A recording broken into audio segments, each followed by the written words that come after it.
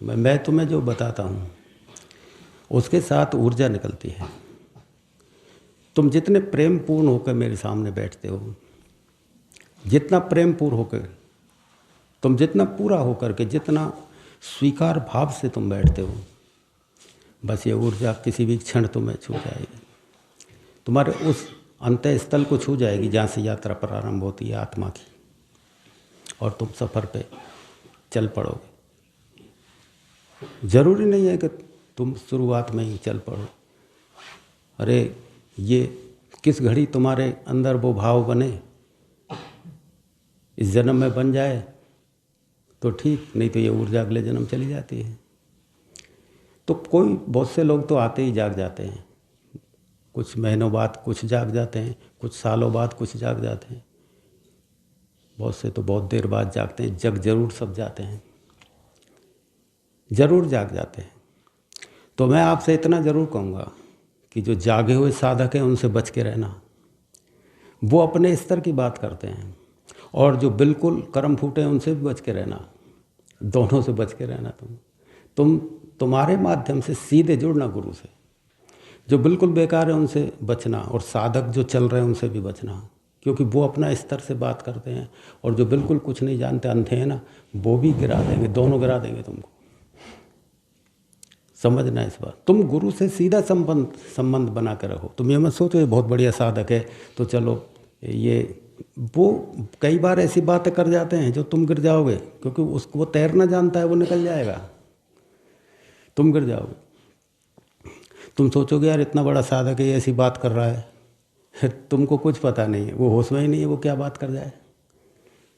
उसकी बातें, उसकी, तुम देखो बच्चे की बातें उसकी माँ समझ सकती है, वो नहीं समझेगा कोई कि वो क्या रूप लेके क्या बात कर रहा है, किस भाव से कौन सी बात कर रहा है, तुम्हारे समझ में नहीं आएगी। वो अपने आनंद में है, वो क्या बोल जाए, तुम अपनी जगह पे हो, तुम क्या समझ जाओ। तो इसलिए जो बिल्कुल ठोट है उनसे भी बचना, और जो साधना कर रहे हैं उनसे भी बचना। तुम सीधे गुरु से संबंध रखो, क्योंकि वो तुम्हारा स्तर क्या है, वो गुरु तुमको जानता है, वो तुम्हारे स्तर से बात करेगा। जो साधक है उसको साधक के स्तर से बात करेगा, और जो ठोट है ना बिल्कुल, वो उसको उस स्तर से बात करेगा, लड़ेगा झगड़ेगा। क्योंकि सत्संग में हर तरह के लोग आते हैं, किस किस भाव से लोग आते हैं, किस किस भावना से आते हैं। संसार में तो बेटा बुरा ही बुरा हो रहा है, इस बुरे से ही तो निकल के आ रहे हो आप लोग। जो भी आता है इस बुरे से ही तो निकल के आ रहा है, तो वो अच्छा कैसे हो सकता है। उसको कैसे ठुकाई करनी है, प्रेम करना है, लड़ना है, क्या करना है। तो गुरु उसके साथ वैसा ही बर्ताव करके उसको लाइन पे लाता है। उसको बहुत, गुरु की सेवा बहुत बड़ी होती है। कितनी अपनी बातों से, अपनी किस तरह से क्या करके कितनी सेवा करता है वो पूरा जीवन तुम्हारे, बोलो। और उसके बदले वो कुछ चाहता नहीं कि तुम उसकी रेस्पेक्ट भी करो। एक दिन वो छोड़ भी देता है, ये भी नहीं चाहता वो पैर भी छुए। और वो निस्वार्थ भाव से, तुम देखो पूरे जीवन को याद करके देखो कि उसकी सेवाएं किस तरह से रही हैं। कि जैसे कितने कोई लालायत आदमी रहता है ना, कोई बहुत ज़्यादा मतलब जो लोभी आदमी, कि यार ये चला नहीं जाए कहीं, यार इसको, मतलब कितने भाग दौड़। तुम पूरे जीवन को याद करो, रात रात जगना, दिन भर तुम्हारे साथ में वार्ता करना, किस तरह से तुम गिरते हो तो संभालना। तो उसके पीछे क्या है उद्देश्य उसका, तुम्हारा जीवन संवर जाए, तुम परमात्मा से मिल जाओ। कितनी, तुम पूरा गौर करके तो देखो उसकी कितनी सेवाएं होती हैं, कितनी सेवाएं सुबह से शाम तक। वो तुम्हारी प्रशंसा करता है, तुम्हारे गीत गाता है, तुमको तुम्हारी बातें बताता है लोगों को। क्यों? किसी तरह तुम फूल बन जाओ। और उसका क्या उद्देश्य है। और इसके बाद भी तुम देखो, तुमको छोड़ देता है कि जाओ तुम, अब सही हो, चले जाओ। फिर वो अपने ये नहीं रखता कि भाई तुम मेरे पास में सेवाएं करते रहना, तुम यहाँ आना, कोई ज़रूरत ही नहीं है उसको। तो उस गुरु से बड़ा कोई दानी नहीं है, और गुरु से बड़ा कोई प्रेमी नहीं बेटा, हितैषी नहीं तुम्हारा वो होता है। वो मैं गुरु का मतलब मैं नहीं, गुरु जो भी है, कोई जो भी कोई सदगुरु है, मैं सबकी बात कर रहा हूँ। जो सदगुरु होते हैं वो पूरा जीवन देते हैं। तो इसलिए बेटा गुरु को जब कहा है ना कि गुरु को सबसे बड़े स्थान पे क्यों रखा है, भगवान से भी बड़ा क्यों रखा है, कि गुरु नहीं होता तो भगवान कैसे मिलता तुम्हें, उसकी सेवाएं नहीं होती तो तुम कैसे जान पाते तुम उसे। उसकी सेवाएं नहीं होती तो कैसे तुम ऊंचाई चढ़ पाते, कैसे चढ़ पाते। आज तो तुम सुखचंद हो गए, लेकिन उस घड़ी नहीं होता तो क्या होता। इसलिए बेटा वो महापुरुष महात्मा जो होते हैं उन्होंने गुरु को आगे रखा कि गुरु गोविंद दो खड़े काहे लागू पाए। तो बलिहारी गुरु आपकी जो गोविंद दियो बताए कि गोविंद तो है खैर महान, उसने तो सब रचना रची है, लेकिन आप नहीं होते तो वो नहीं मिल सकता था। इसलिए बेटा गुरु में होके ही परमात्मा का रास्ता जाता है, अलग से परमात्मा का रास्ता नहीं जाता, उसमें होके ही जाता है रास्ता, अनिवार्य रूप से उसमें होके जाएगा, अलग से नहीं जाता रास्ता। अलग से कोई कुछ भी करे। आज मेरे पास एक नया सा व्यक्ति आया, वो कह रहा था मैं ओम नमः शिवाय के जाप 1-2 घंटे रोज़ाना करता हूँ, बरसों से करता हूँ, मेरे बच्चे की नौकरी अभी तक नहीं लगी। उसमें PMT करी उसने, 7 बार फेल हो गया, जान कुछ ऐसे ही बता रहा था। मैं खूब अब क्या करूं, भगवान का नाम से बड़ा और का क्या नाम है। मैं तो ओम नमः शिवाय की आंख बंद करके एक लीन होकर करता हूं। मैंने की भाई तुझे किसने बताया कि ओम नमः शिवाय करने से बच्चे की नौकरी लग जाती है, किसने बताया तुम्हें कि नहीं भगवान से बड़ा कौन है। मैंने कि बेटा ये गुरु ने बताया तुम्हें ये नाम कि नहीं बताया। तो बेटा इसको किसी गुरु से पूछना, गुरु बता देना, जब के देखना आधा घंटे में तमाशा हो जाएगा। गुरु ने तो बताया नहीं, अपनी मर्जी से जप रहा है। जब गुरु बता देगा ना तो पता लग जाएगा शिव शक्ति कितनी बड़ी होती है, शिव कितना बड़ा विराट है, पता लग जाए, आंखें खुल जाएंगी। ओम नमः शिवाय का अर्थ क्या होता है, तेरी मर्जी से थोड़ी बेटा। ये सारे रास्ते गुरु में होके जाते हैं। जब तक उसकी शक्ति काम नहीं करेगी कोई मंत्र अपना प्रभाव नहीं छोड़ सकता है। वो जरूरी है उसके। तो मैं अपने आप जपता हूँ तो मैंने अपने आप मत जप, तू अब कह के बताओ ओम नमः शिवाय, आँखें बंद होती चलेगी एक झटके में कि ये क्या हुआ मुझे, कि तू ये तो नहीं जानता।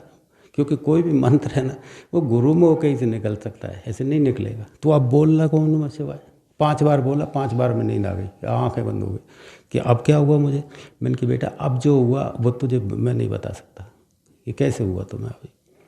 तो जो कोई आदमी अपनी वजह से अपने तरह से करता है ना उसमें वो शामिल है। और जब गुरु वजह हो जाती है ना बेटा तो उसको गुरु की अमर तरंग उसमें मिल जाती हैं। फिर अमर तरंग मिलती है तो वही चीज़ फिर वो जो है प्रभावी हो जाती है। काम जो असली जीवन का जो उद्देश्य है वो पता लगने लगता है। तो आप लोग तो बेटा इस आध्यात्म की जितनी जानकारी है उस जानकारी से बचना बेटा। मैं तुमसे इतना बताता हूँ, उस जानकारी को लो तो गुरु मुखारविंद से लेना। जितना जानोगे ना इस क्षेत्र में उतना ही पीछे रह जाओगे बेटा, याद रखना। कितने ही शास्त्रों में कोई जानकारी दी है या कोई भी जानकारी अध्यात्म के बारे में देता हो, जितनी जानकारी चाहे जैसी भी हो बेटा वो घातक होगी, तुम्हें यात्रा पर चलने नहीं देगी, विचार बना देगी, विचारों में घुसा देगी। इसलिए बिना जानकारी के गुरु जितना कहे बस उतना बात मान ले, चल पड़ो बस। इतनी कुछ जानकारी करनी नहीं है, क्या होगा क्या नहीं होगा, कैसे करना है क्या करना है, कुछ नहीं, बस वो जो बता दे उसके आधार पर चलो। तुम्हें देर ही इसलिए लगती है क्योंकि तुम इधर उधर से सुनते हो, या तो तुम कच्ची कौड़ी वालों को सुन लेते हो जो कुछ नहीं जानते, ढीठ है, उनके पास बैठते हो, या फिर किसी साधक की सुन लेते हो वो जो चल रहा है। अब दोनों ही स्तर तुम्हारे नहीं हैं तो सीधे जोड़ो बेटा और यहाँ आके आंखें बंद करके बैठा करो। इधर उधर की बातें बकवास करने वाले लोग भी आते हैं यहाँ पे जो फालतू की बातें करते हैं, उनको कोई मतलब ही नहीं है। वही घर को लेके यहाँ आ जाते हैं, तुम उनकी बातें सुनते हो, इधर उधर टेक जा, तुम्हारी जितनी साधना है वो भी डामाडोल हो जाती है। वो भी नहीं, वो कहते अब तो साधना नहीं बनती हमारी, पहले बनती थी। तो उसके जिम्मेदार तुम ही हो, पहले बनती थी अब क्यों नहीं आगे खिसके, तो तुम ही जिम्मेदार हो उसके, तुम ही जिम्मेदार हो उसके, तुम्हारी वजह से लौट गए तुम। तो बहुत से लोग आज मुझसे मिले, वो कहते थे गुरुजी हमारी साधना बंद हो गई। तो मैं क्या कर सकता हूँ उसमें, तुम्हारे साधना बंद होने में वजह तुम्हारी है, तुम किस तरफ भटक गए, किन किन की सुनी तुमने, इधर उधर की सुन के विचार बना लिए। पहले इतना आनंद आता था, वो करता था रहता था, तो मैंने कहा इंतजार करो एक आध जन्म, फिर अगले जन्म फिर करना कि नहीं गुरुजी ऐसे नहीं होगा। तो मैंने कहा तुम मनमानी बंद करो, फिर तो मनमानी बंद करो। कभी किसी को अपनी जो भी अनुभव है वो बता देते हो, किसी को अनुभव बता दिए, किसी की सुनी, किसी की अनसुनी करी, क्या अपने मर्जी से करते रहते हो, तो गुरु से तो वास्ता नहीं रखते, तो ये बंद हो जाती है चीज़ें, भटक जाते हो संसार में। तो बेटा ये तुम प्रेम से रहो, चलो बेटा। जितनी स्थिति है ना वही पर्याप्त नहीं है। मैं तो तुम्हें यहाँ तक कहता हूँ कि अंतिम स्थिति भी पर्याप्त नहीं है। तुम कहाँ खो रहे हो जाने, तुम पता नहीं कैसी दुनिया में रहते हो। जिस समय गुरु प्रसन्न हो जाए और वो रख दे हाथ, समझना अब स्थिति पूरी है। चाहे तुम कुछ भी नहीं जानो परमात्मा के बारे में, कुछ भी मत जानो, तुम सोचो कि और मैं तो कहता हूँ बेटा अंतिम अवस्था भी संसारी अवस्था है। तुम जैसे पहले थे उसको जान के वैसे ही हो जाने हो, वैसे की वैसे हो जाने हो। ऐसे थोड़ी तुम पे फूल उग जाएंगे कोई। हाँ, एक आनंद का रास्ता है, जीवन अमर हो जाएगा, मोक्ष को, कल्याण को, वो एक अवस्था निर्माण की है, मोक्ष की है, कल्याण की है, उसमें निहित हो जाते हो। लेकिन रहोगे संसार में तो संसार के जैसे ही तो बोलोगे, वैसे ही तो बात करोगे। जो कोई अलग से थोड़ी हो जाएगा कि आसमान में चढ़ के बोलने लगोगे कि तुम्हारे दो एक मकान है तो 10 मकान बन जाएंगे, नौकरी है तो डबल तनख्वाह हो जाएगी, तुम चलो तो 10 आदमी तुम्हारे पैरों में झुकते रहेंगे। ये थोड़ी होता है, पहले की तरह ही हो जाओगे एकदम से। लेकिन हाँ, तुम उस परमात्मा में होकर के परमात्मा बन जाओगे, एक रस हो जाओगे, वो बस उसकी रचना में मिले तो चलोगे तो तुम जानोगे बेटा। जो लोग जान रहे हैं बेटा वो जान रहे हैं। मैं उनसे भी कहता हूँ कि उनकी जानकारी जो है बस छुपा के रखें और पीना सीखें, छुपाएं, पीना सीखें, ठीक है ना। बाहर का जितना भी है वो घमंड अहंकार, वो तो अपने मेहनत से, अपनी कोशिश से ही गिराना पड़ता है, समझ में आ गया। अंदर की स्थिति अहंकार की अलग होती है, बाहर के ये होते हैं एटीट्यूड, ये तो नॉर्मल खुद को ही करने पड़ते हैं, ठीक है ना बेटा।